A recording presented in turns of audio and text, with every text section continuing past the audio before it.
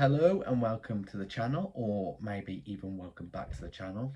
I'm Luke. I live in the West Midlands in the UK with my partner and our two children, and we look to live a frugal, minimal and simple life by minimising the things that really don't matter to us so we can maximise the things that do. It is the 28th of December. We have just had Christmas. We've largely done with that whole Christmas period now. We're in that in-between zone between Christmas and New Year. And yeah, I'm glad it's over. I'm glad it's over. I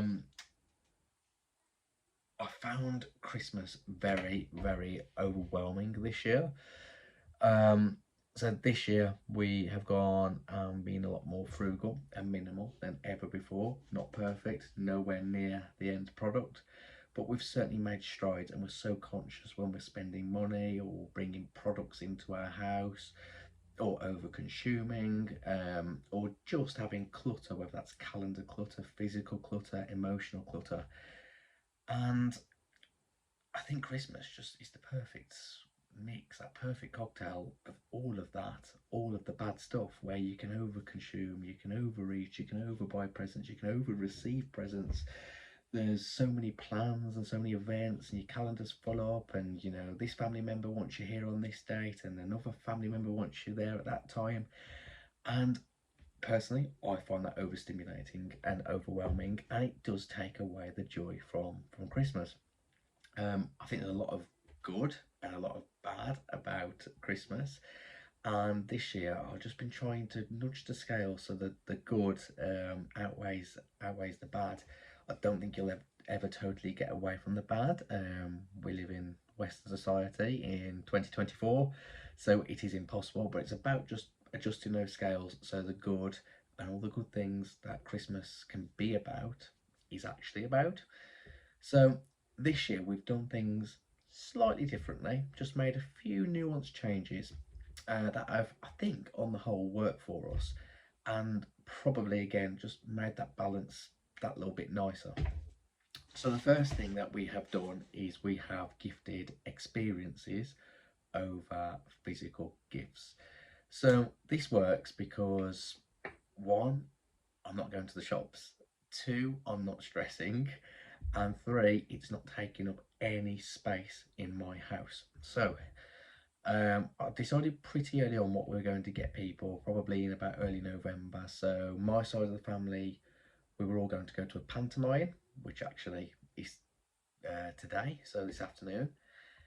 And I thought, well, rather than buying people gifts and then they've got to pay for their pantomime tickets anyway, I'll just pay for that experience for them, and I've paid for it. They get to have essentially a free day out, and we get to have a nice family day out around Christmas, and then we'll come back to our house, have some food and nibbles, and yeah, just have a nice memory, which has all been paid for, no stress for anybody. So that was my gift to my side of the family.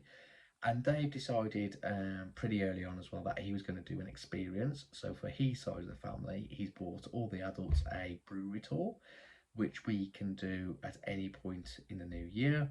And we will go on that brewery tour with them. And again, what it's doing is forward buying an experience and to be together, and yeah, just hopefully a nice memory there as well. So yeah, by doing that, literally all I had was envelopes in this room here with vouchers for people, all their tickets in an envelope with their Christmas card. Usually this room is overflowing with actual physical gifts, and then you know what it's like, you buy somebody a gift in October, a physical gift, and then by December you think, oh, is that enough? Should I buy them a secondary gift? Should I buy them a box of chocolates or something to go with it?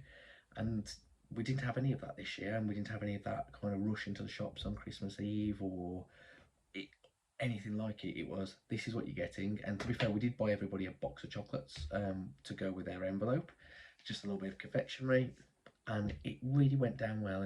And hopefully this afternoon and then early next year we'll be making some great memories with the people that we love, much better than buying all of them plastic tat, which by about February, March they'll forget what they received and from who.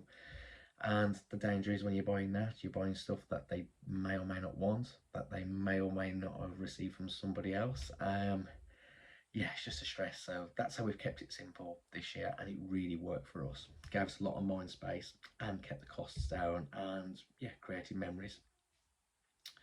So the second thing that we changed this year was that we said no to things, which is unlike us. We're pretty pleasant, middle of the road people. We'll say yes to anything. We enjoy doing stuff. But this year, I think the kids are at that age now where they're 4 and 2.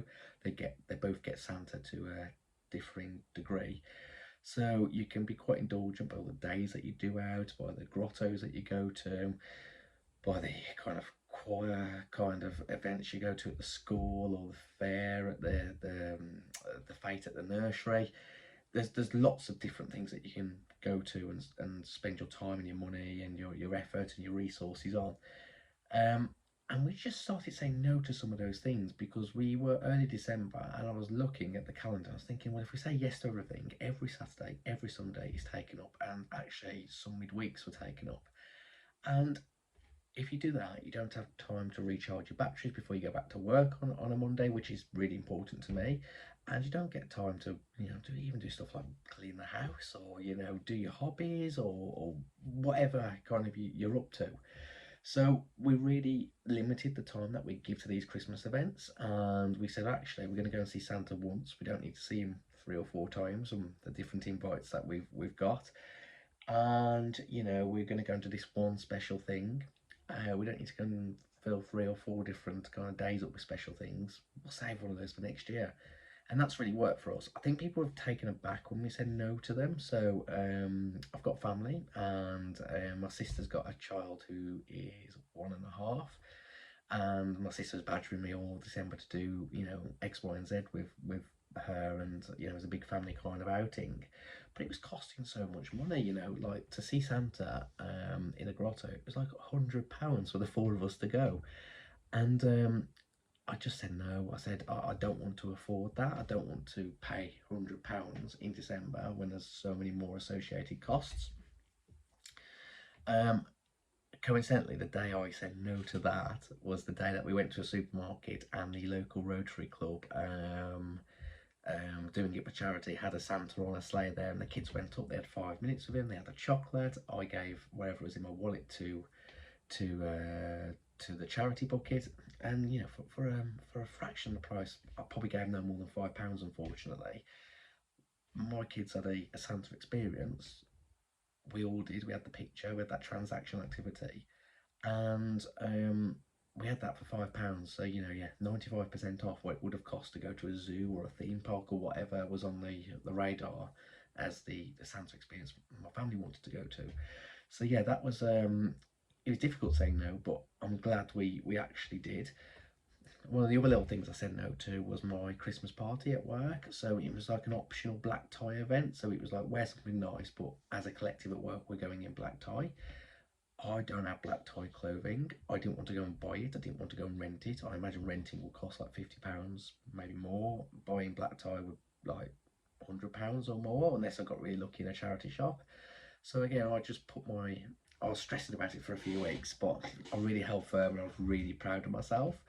And I held firm, and I went in my nice clothes, kind of shirt, nice black jeans, nice boots. I didn't stick out. I was probably like one of the more kind of casually dressed people there, but I didn't stick out. It didn't impact my enjoyment. Nobody kind of second glanced at me. Um, Although I'd had a few pints, and maybe people were, and I didn't realise. But yeah, it just shows that you don't have to go out. I could have easily gone out and spent another £100, £200 on the right thing to wear for the right party. That would just be sat in my wardrobe now. So again, really hard to say no and let people down, and going, I'm not going to be part of the dress code, and I'm not going to go to that event, and actually I want my Sunday afternoon back. But that probably enabled us to enjoy the longer kind of December period and Christmas period a bit better. So another thing that we did this year was that we just changed traditions ever so slightly. So usually we do the kind of big family Christmas on Christmas Day. We go around to somebody's house. It's usually quite chaotic and loud, and I find it quite overstimulating, and the kids certainly do. And we have the same dinner that I've had for all my years on this planet at the same time, because it's tradition, it's nice. But this year we just said, No, the four of us, me, Dave, and the two kids, are going to spend it at home. We're going to have our main meal on Christmas Eve, and we're going to then allow Christmas Day just to be a bit of a casual kind of picky bits, out playing with the kids all day affair. And it really worked for us. Now, it probably doesn't sound like a massive change, but we just felt that if we could move that tradition just ever so slightly this year, bring that dinner forward by 24 hours, have Christmas Day as something different to what we've been used to. If you can break that little tradition, what else can you break over the coming years, which will save us time and money and allow us to have a Christmas which, again, gives you a balance of good rather than bad? So it was almost like a kind of a dry run for more kind of aggressive changes that we want to make over the next few years, which might include us actually going away for Christmas on holiday, and or just having something totally different to eat, or having a couple of days where we don't see people. I don't know what those differences are. Some will be big, some will be small, but I think it will encourage us to just look at Christmas a little bit different and have a slightly different Christmas to what's expected by both other people and ourselves. So yeah, we're happy that we've made some slight changes this year that worked. So I think what overwhelmed me the most, how we paid for Christmas this year, which we might have to change, is throughout November, December, I just shoved everything Christmas related on a credit card. So we made a list, and to be fair, we did stick to that list. We bought the decorations that we needed, we bought the food that we needed, we bought the presents that we needed to get the kids and others, and we lowered the budgets down. Usually, I've historically had like a 50-60 pound budget per person. I lowered that down to £25 this year, and we generally stuck to it. So I was tapping my credit card all November and all December, thinking, oh, I haven't spent much. Actually, I'm pretty solid, and I'll just pay it off once I get my December pay.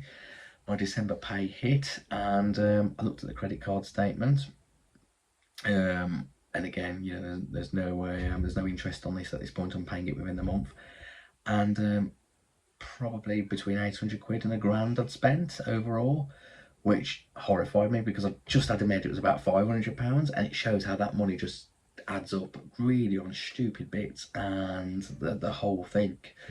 I was really disappointed with it, and I think doing that 2 or 3 days before Christmas really overwhelmed me and took the enjoyment off of Christmas. And next year, perhaps, I think what we'll do, when we've discussed this already, is that we'll budget for that amount now. So I don't feel comfortable spending £1,000 for Christmas, but I think you have to be realistic. We live in the Western world. Christmas is hyped up. Everything is indicating for you to be spending more and more money, and you are going to do it. You are going to give in to some degree. So I think what we'll do is budget £1,000. So for the first 10 months of 2025, we'll put 100 quid in cash in an envelope, probably every month from our paycheck, and then as we get to November, we've got the money there and we won't feel guilty about it. It's not having to then be paid off a credit card or out of a bank account. It's there and it was budgeted for, and it won't feel as guilty. I know it's the same thing, but it's the psychological kind of impact of it. So that's what we'll do next year. But I do think generally, I know £1,000, is a lot of money, and but also it's not. It's not at the same time now. I mean, things cost a lot of money. Food costs a ridiculous amount, gifts do, experiences do, and I think it's really hard to do Christmas cheap. And we did thrift, and we bought second-hand presents in some occasions. We really got deals on our food. I went to Tesco when I got a 20% discount. But it still costs a lot. So even when you're shopping around and being aggressive, it costs. So we just need to be mindful of that next year so it doesn't impact us. But even though we spent that much, some of my favourite things were the stuff that was free. It was walking around our neighbourhood, looking at the Christmas lights. It was kind of being snuggly on Christmas Eve, watching the Grinch with hot chocolate. It was on Christmas Day and Boxing Day, having a couple of beers, being totally relaxed, and no kind of distractions, just us, the kids, good food, good drink, that real cozy atmosphere. And that's what Christmas is about. That's the good. That's the good of Christmas, and the bad is all that money and all the over excessive consumption, all that too much chocolate in the house and too much turkey and too many presents and not enough storage. we've definitely rebalanced that somewhat this year. We've been more mindful, we've been more intentional, we've put guidance out for people. We will do it even further next year. We'll evolve it out and bring people with us. So yeah, overall, it's been a good Christmas. I've enjoyed it, but I've felt very overwhelmed and overstimulated, and I'm glad to get back to somewhat of normal life. And yeah, and to start saving again, because yeah, November and December was a lot of spending, no saving, and yeah, it's tough. It's tough. So that's Christmas for us. That's our plan for next year. Hope you had a fantastic Christmas and holiday season. And yeah, as always, thanks for watching and have a awesome day.